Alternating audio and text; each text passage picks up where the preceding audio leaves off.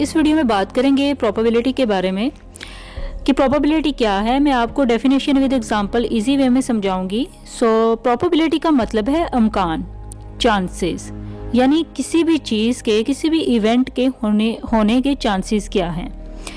सो ये एक बहुत ही इंटरेस्टिंग और एक्सपेरिमेंट बेस्ड टॉपिक है स्टैटिस्टिक्स में। प्रोबेबिलिटी को अगर मैं सिर्फ एक सिंपल वर्ड में कवर करना चाहूँ तो वो है चांस ऑफ गेटिंग समथिंग या chance of an event occurring. यानी हम जो भी कोई इवेंट कर रहे हैं या कोई भी एक्टिविटी करने जा रहे हैं उसके बारे में हम श्योर नहीं होते।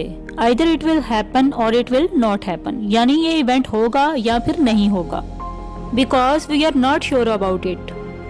फॉर एग्जाम्पल, अगर मैं कहूँ कि आज बहुत तेज़ बारिश होगी, पर हो सकता है कि बारिश हो ही ना, या हो सकता है कि मौसम बहुत ठंडा हो जाए या बहुत गर्मी वाला हो जाए, बारिश बिल्कुल ही ना हो। तो ये चांसेस ऑफ अकरेंस है किसी भी इवेंट का।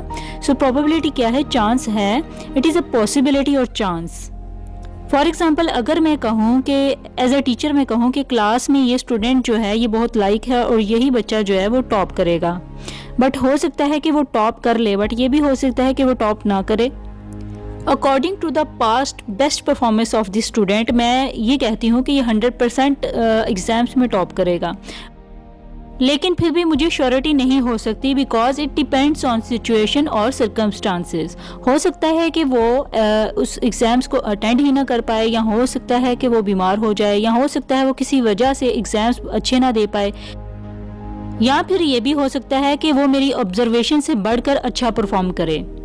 सो कुछ भी हो सकता है, लेकिन we are not sure about it. Simple सी एग्जांपल अगर आप मैच या क्रिकेट की ले लें, तो इसमें इंडिया और पाकिस्तान का अगर मैच हो रहा है तो क्या पॉसिबिलिटी है कि उसमें पाकिस्तान जो है वो टॉस विन कर जाएगा?